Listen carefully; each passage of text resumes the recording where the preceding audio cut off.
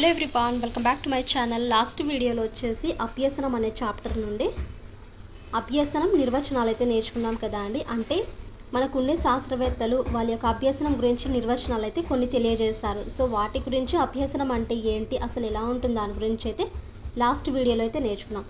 Present వచ్చేసి అభ్యసన సిద్ధాంతాలు ఏంటి మరియు ఉపగమాలు అనే చాప్టర్ అయితే నేర్చుకున్నాం. సో ఈ టాపిక్ వచ్చేసి చాలా ఇంపార్టెంట్ అండి. యాక్చువల్గా మనకు ఎస్జిటి వాళ్ళకి, స్కూల్ అసిస్టెంట్ వాళ్ళకి ఇద్దరికి కూడా యూజ్ అయ్యే వీడియో ఇది. ఎందుకంటే ఇక్కడ చూడండి, మనకు డిఎస్సి సిలబస్లో ఏదైతే యాడ్ చేస్తారో సేమ్ యాజ్ ఇట్ ఈస్గా సెపరేట్గా మనకు బుక్ అనేది ప్రిపేర్ చేయడం అయితే జరిగింది.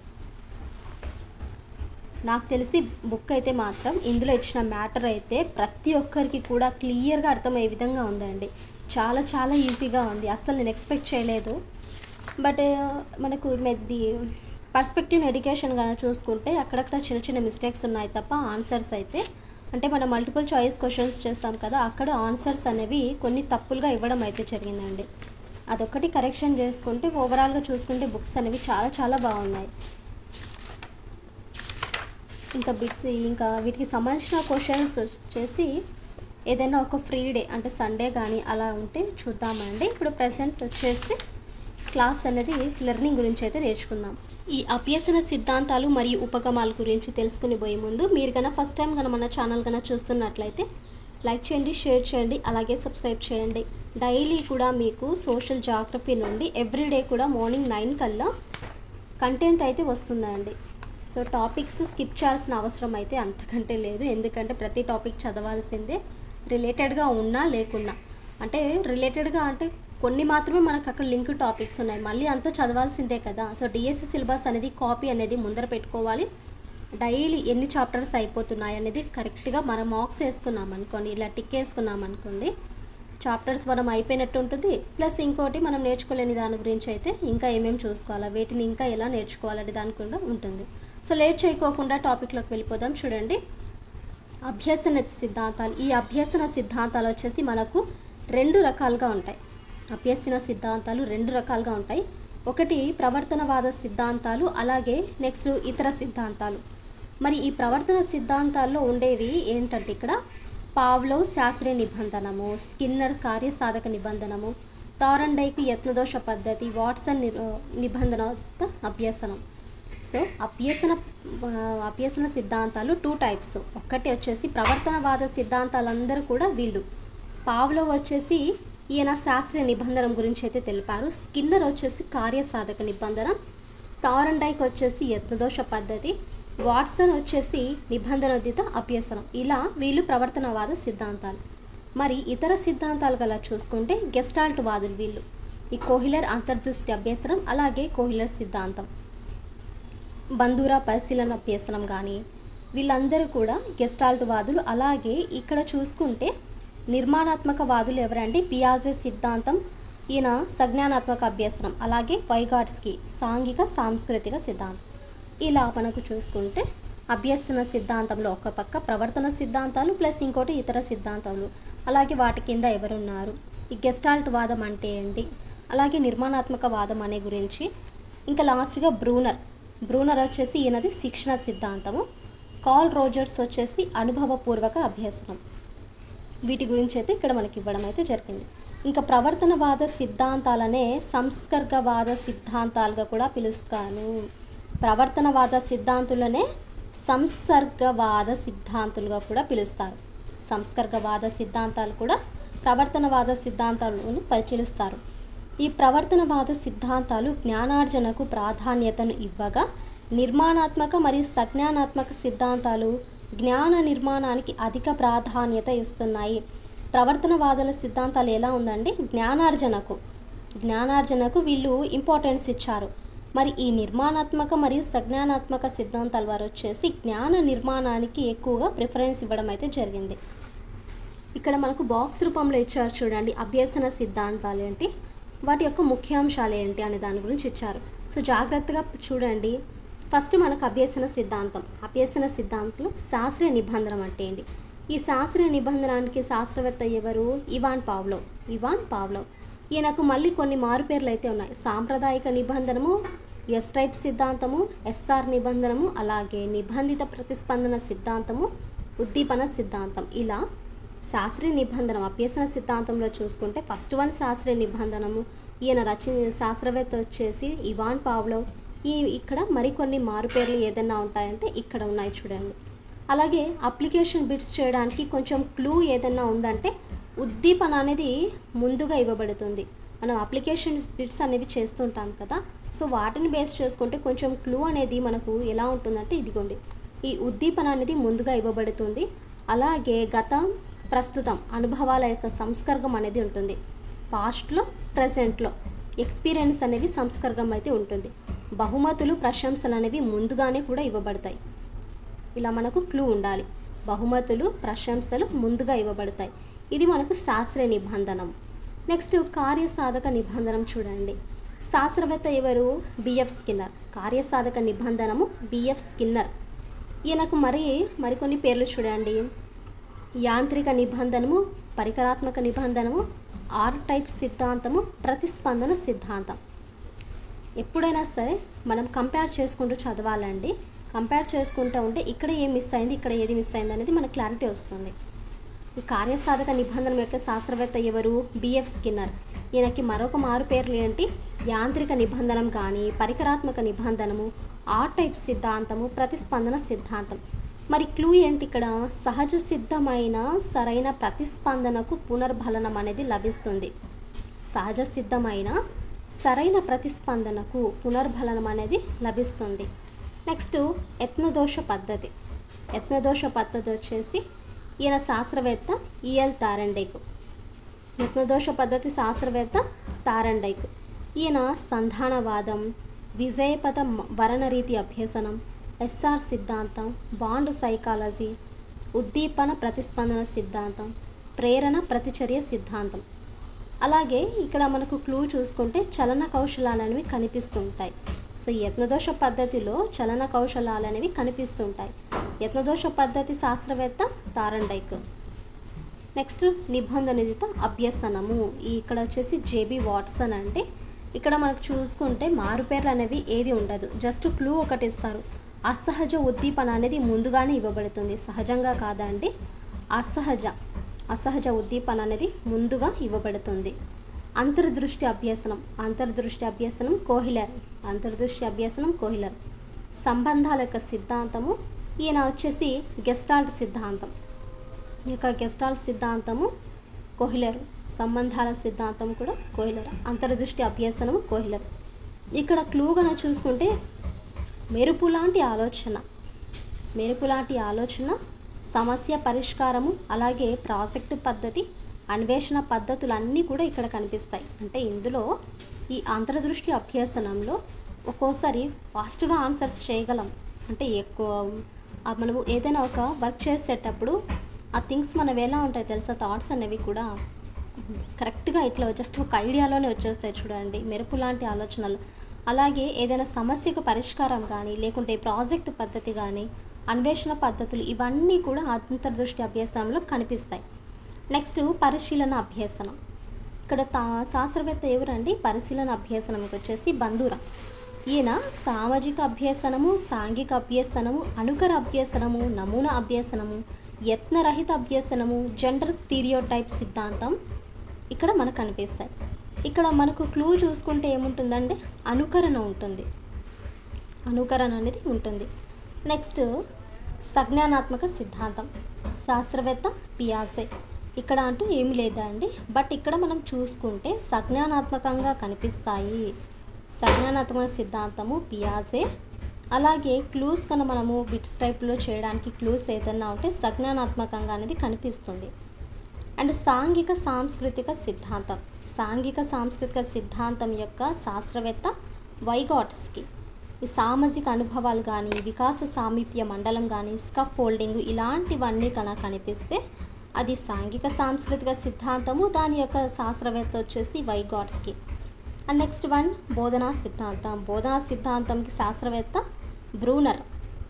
ఈయన చూసుకుంటే శిక్షణ సిద్ధాంతం, ఆవిష్కరణ అభ్యసనం ఉంటుంది. మరి ఏమేమి కనిపిస్తాయంటే ఇక్కడ అంతర్గత ప్రేరణ కనుక ఎక్కువ ప్రిఫరెన్స్ ఇస్తారు. అలాగే స్వీయ ఆవిష్కరణ అనేది కూడా కనిపిస్తుంది. అండ్ లాస్ట్ వన్ అనుభవపూర్వక అభ్యసనం. ఈ అనుభవపూర్వక అభ్యసనం యొక్క శాస్త్రవేత్త కార్ల్ రోజర్స్. వ్యక్తి కేంద్రిక విధానము అలాగే మానవతావాదం అనేది కనిపిస్తుంది. సో ఇది ఈ బాక్స్ని మాత్రం మీరు కేర్ఫుల్గా 1కి 2-3 సార్లు గుర్తు చేసుకోండి. ఫస్ట్ ఇక్కడ నిబంధన చూడండి. ఒక ఉద్దీపనకు అంతకు ముందు లేని ప్రతిస్పందనను కృత్రిమంగా రాబట్టడాన్ని నిబంధనం అంటారు. ఒక ఉద్దీపన అంతకు ముందు లేని మనం ఏదైనా ఒక ప్రతిస్పందనను కృత్రిమంగా రాబట్టడానికి నిబంధనం అనేది అంటారు. అది మనకు నిర్వచించింది ఎవరు? డ్రైవర్. సో ఈ డ్రైవర్ అనే అతను ఒక ఉద్దీపనకు అంతకు ముందు లేని ఎప్పుడు ఇవ్వలేని ప్రతిస్పందనలను కృత్రిమంగా రాబట్టడాన్ని నిబంధనం అనేసి డ్రైవర్ అన్నారు.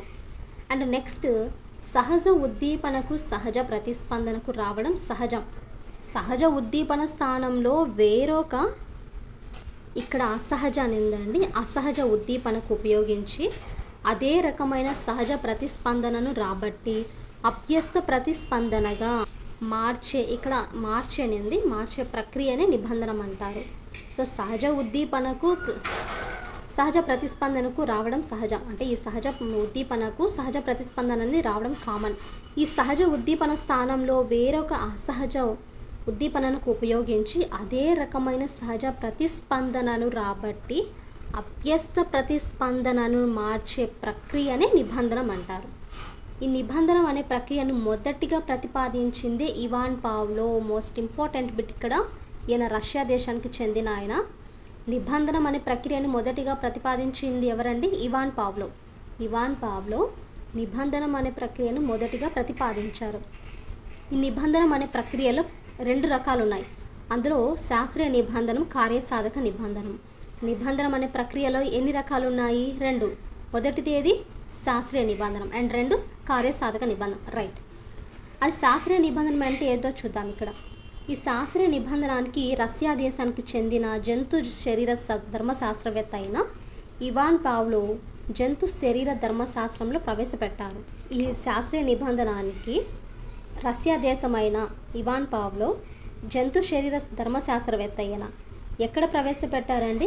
జంతు శరీర ధర్మశాస్త్రంలో ప్రవేశపెట్టారు. ఈ శాస్త్రీయ నిబంధనాన్ని జంతు శరీర ధర్మశాస్త్రం నుండి శాస్త్రీయ నిబంధనానికి మనోవిజ్ఞాన శాస్త్రానికి చెందిన జేబీ వాట్సన్ అన్వయించారు. ఈ జంతు శరీర ధర్మశాస్త్రం నుండి శాస్త్రీయ నిబంధనాన్ని ఎక్కడ ఈయన అన్వయించారు? మనోవిజ్ఞాన శాస్త్రానికి అన్వయించారు. ఎవరండి? JB Watson. క్లియర్గా చూడండి. ఈ జంతు శరీర ధర్మశాస్త్రం నుండి శాస్త్రీయ నిబంధనాన్ని మనోవిజ్ఞాన శాస్త్రానికి అన్వయించారు జేబీ వాట్సన్. ఈ జంతు శరీర ధర్మశాస్త్రంలోని నిబంధిత ప్రతిక్రియ చర్యపై ఫస్ట్ కుక్కపై చేసిన ప్రయోగాల ఫలితమే శాస్త్రీయ నిబంధనం అనేది ఉద్భవించింది. జంతు శరీర ధర్మశాస్త్రంలో నిబంధిత ప్రతిక్రియ చర్య వల్ల కుక్కపై చేసిన ప్రయోగాల ఫలితంగా ఈ శాస్త్రీయ నిబంధనం అనేది ఉద్భవించింది. నెక్స్ట్, శాస్త్రీయ నిబంధన ప్రయోగంలో 3 స్థాయిలు అయితే కనిపిస్తాయి. శాస్త్రీయ నిబంధనలో ఎన్ని ప్రయోగాలు ఉన్నాయి? 3 స్థాయిలు అయితే ఉన్నాయి. అందులో ఫస్ట్ నిబంధన పూర్వదశ, నిబంధనం జరుగుతూ ఉన్నప్పటి దశ, నిబంధనం జరిగిన తర్వాత దశ. ఫస్ట్ ఇక్కడ గంట, అలాగే దానికి కావలసిన ప్రతిస్పందన అనేది ఉండదు. నిబంధన పూర్వ దశలో చూసుకుంటే ఫస్ట్ సహజ ఉద్దీపన ఏంటి? ఇక్కడ ఆహారం.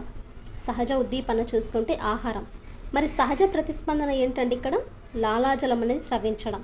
ఈ ఆహారం చూసిన వెంటనే లాలాజలం అనేది స్రవించడం. నెక్స్ట్, నిబంధనం జరుగుతూ ఉన్నప్పుడు చూసుకుంటే దశ, ఇక్కడ ఏముంటుంది? గంట ఉంటుంది ప్లస్ ఆహారం ఉంటుంది. సో సిఎస్ అంటే గంట, యూసిఎస్ అంటే ఆహారం. ఈ గంట ఉంటుంది ప్లస్ ఆహారం అనేది ఉంటుంది. నెక్స్ట్, సహజ ప్రతిస్పందనలు చూడండి. లాలాజలం అనేది స్రవించడం. ఈ గంట కొట్టిన తర్వాత ఆహారం అనేది వస్తుందని, సో అది లాలాజలం అనేది స్రవించడం. ఇది సహజ ప్రతిస్పందన. నెక్స్ట్, నిబంధనం జరిగిన తర్వాత చూసుకుంటే గంట అనేది అసహజ ఉద్దీపనకు వస్తుంది. గంట అనేది అసహజ ఉద్దీపన వస్తుంది. లాలాజలం స్రవించడం కూడా అసహజ ప్రతిస్పందన. సో ఇలా శాస్త్ర నిబంధన ప్రయోగంలో 3 స్థాయిలు అయితే. నెక్స్ట్, ఇక్కడ చిన్న నోట్ గమనిక చూడండి. ఈ సహజ ఉద్దీపననే నిర్నిబంధిత ఉద్దీపన అని కూడా అంటారండి. ఇదిగోండి, యూసిహెచ్ అంటే అన్కండిషనల్ స్టిములస్. సహజ ఉద్దీపననే నిర్నిబంధిత ఉద్దీపన అని ప్రాథమిక ఉద్దీపన అనేసి అంటారు, అన్కండిషనల్ స్టిములస్. అసహజ ఉద్దీపననే నిబంధిత ఉద్దీపన, కండిషనల్ స్టిములస్. సిఎస్ అంటే కండిషనల్ స్టిములస్. అసహజ ఉద్దీపననే నిబంధిత ఉద్దీపన అని, కృత్రిమ ఉద్దీపన అని, గౌణ ఉద్దీపన అని 3 రకాలుగా అయితే పిలుస్తారు. దేనిని? అసహజ ఉద్దీపనను నిబంధిత, కృత్రిమ, గౌణ ఉద్దీపన అనేసి అంటారు. అలాగే సహజ ప్రతిస్పందననే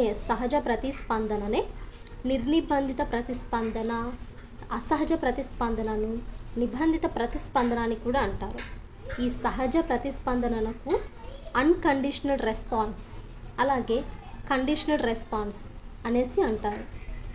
శాస్త్రీయ నిబంధన ప్రయోగంలో చూసుకుంటే ప్రతిచర్యలను రూపొందించేదే సహజ ఉద్దీపన.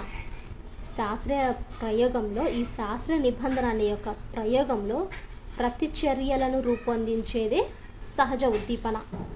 అలాగే శాస్త్రీయ నిబంధనలో అంతిమ ఉత్పన్నం ఏదంటే అసహజ ప్రతిస్పందన. దీనినే నిబంధిత ప్రతిస్పందన కూడా అంటారు. ఈ శాస్త్రీయ నిబంధనానికి సాంప్రదాయిక నిబంధనమని, నిబంధిత ప్రతిస్పందన సిద్ధాంతం అని అంటారు. నిబంధిత ప్రతిస్పందన ప్రవర్తన ఈ సిద్ధాంతంలో కనిపిస్తుంది. శాస్త్రీయ నిబంధనలో నిబంధిత ప్రతిస్పందన ప్రవర్తన అనేది కనిపిస్తుంది. శాస్త్రీయ నిబంధనం ఉద్దీపనకు అధిక ప్రాధాన్యత ఇవ్వడం వలన దీనిని ఎస్ టైప్ సిద్ధాంతం అంటారు. ఎస్ టైప్ సిద్ధాంతం అంటే ఏంటంటే శాస్త్రీయ నిబంధనం. అలాగే శాస్త్రీయ నిబంధనలో కనిపించే ప్రతిస్పందనలు ఏంటి? రాబట్టబడిన ప్రతిస్పందనలు. అలాగే అభ్యసనానికి ఆధారమైన అంశాలు ఏంటి? నిబంధిత ఉద్దీపన నిర్నిబంధిత ఉద్దీపనతో జరపడం, ప్రస్తుత అనుభవాలను గత అనుభవాలతో జతపరచడం. అంటే ప్రజెంట్ ఉండే అనుభవాలకి పాస్ట్లో ఉండే వాళ్ళకి జతపరచడం. ఫర్ ఎగ్జాంపుల్ చూడండి, వ్యాయామోపాధ్యాయుడు పిల్లలు బ్యాండ్కు అనుగుణంగా మాస్ డ్రిల్ నిర్వహించడంలో ఉపయోగించే అభ్యసన సిద్ధాంతం. ఇక్కడ పిటి మాస్టర్ వచ్చేసి పిల్లలకు బ్యాండ్ అనేది ఉంటుంది. సో ఒక డమరుకం లాగా అనేది ఉంటే దానికి తగినట్టుగా ఉపయోగించే అభ్యసన సిద్ధాంతమే శాస్త్రీయ నిబంధన సిద్ధాంతం. అండ్ నెక్స్ట్ వన్ చూడండి, పిల్లవాడిలో ఉండే చెడు అలవాట్లను, అంటే సమయానికి పాఠశాలకు రాకపోవడం కానీ, లేకుంటే వేళ్లను నోట్లో పెట్టుకోవడం వంటివి అలవాట్లను మాన్పించడానికి ఉపయోగపడే నియమమే విరమణ.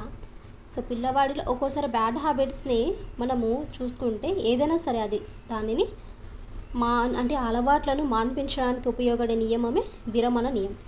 అలాగే బృంద నృత్యం, డ్యాన్స్ చేయడంలో కానీ, లేకుంటే బాల్యంలో పదాలను పరిచయం చేయడంలో కానీ ఈ అభ్యసన సిద్ధాంతం అనేది తోడ్పడుతుంది. ఏదంటే శాస్త్రీయ నిబంధన సిద్ధాంతం. అలాగే స్వాతంత్ర దినోత్సవం సందర్భంగా నిర్వహించే అప్పుడప్పుడు మనకు వ్యాసరచనలు కానీ, ఏదైనా డ్యాన్స్ స్కిల్స్ కానీ, లేకుంటే ఏదైనా కాంపిటీషన్స్ జరుగుతూ ఉంటాయి. లైక్ ఏదైనా మనం ఎస్ఏ రైటింగ్స్ కానీ అలా జరుగుతూ ఉంటాయి. సో వాటిలో ప్రథమ స్థానం వచ్చిన వారికి బహుమతులు అనేవి ఇవ్వాలి.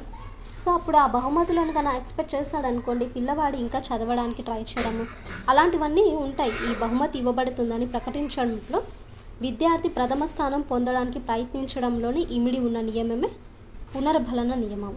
సో ఇదే అండి ఈరోజుకైతే ఇది చాలను, ఎందుకంటే కన్ఫ్యూజన్తో కూడిన చాప్టర్స్ ఇవి. సో వీటిని మనం ఏం చేయాలంటే 1-2 సార్లు చదవాలండి. చదివితేనే ఆ బుర్రకి ఎక్కుతాయి, లేకుంటే కాదు. సో ఐ హోప్ మీకు ఈ క్లాస్ నచ్చిందనేసి అనుకుంటున్నానండి. ఈ క్లాస్ కన్నా మీకు నచ్చితే లైక్ చేయండి, షేర్ చేయండి, అలాగే సబ్స్క్రైబ్ చేయడం మాత్రం మర్చిపోకండి. అండ్ మీకు ఇంకా ఎవరికైనా ఇంట్రెస్ట్ ఉంటే జాయిన్ అవ్వండి, అంటే మెంబర్షిప్గా అయితే జాయిన్ అవ్వండి. కాస్ట్ వచ్చేసి 29 or 59 అయితే ఉందండి. అంటే మీ నుండి నాకు కొంచెం మనీ అనేది అంతే అండి. ఇంకా కొంచెం చెప్పాలంటే ఇంకా నెక్స్ట్ క్లాస్లో అయితే మీట్ అవుతాం. నెక్స్ట్ క్లాస్లో వచ్చేసి చూద్దాం, ఇక్కడ నిబంధన సూత్రాల గురించి అయితే నేర్చుకుందాం. సో క్లాస్ మాత్రం చాలా ఇంట్రెస్టింగ్గా ఉండబోతుంది. ఇక్కడ నుండి మనకు కొంచెం టఫెస్ట్గా ఉంటాయి చాప్టర్స్ అన్నీ కూడా. సో స్కిప్ చేయకోకుండా ప్రతి క్లాస్ని యూజ్ చేసుకోండి. అండ్ రకరకాలుగా ఉండే వీడియోస్ని మాత్రం ఫాలో అవ్వకండి, ఎందుకంటే ఏదైనా సరే మనకు కన్వీనియంట్గా ఉండే సోర్స్నే వెతుక్కోవాలి, కానీ రకరకాలుగా ఉండే మన మైండ్ పాడవుతుంది. నేనైతే ఏది పట్టించుకోను అండి. మనకు మెయిన్ ఏంటి, ఫస్ట్ టెక్స్ట్ బుక్స్ ముందర వేసుకోవాలి. ప్లస్ ఏదైనా మంచిగా మనకు అర్థమయ్యే క్లాసెస్ తీసుకోవడం కానీ, యాప్స్ని తీసుకోవడం కానీ వీటిని పెట్టుకుంటే చాలండి. ఇంకా జీకే అండ్ కరెంట్ అఫైర్స్ అంటారా, అది ఇప్పటికైతే నేనేం థింక్ చేయలేదు. మీకు ఎవరికైనా తెలిస్తే మాత్రం ఏది బెటర్గా ఉంటుందో కామెంట్ అయితే చేయండి.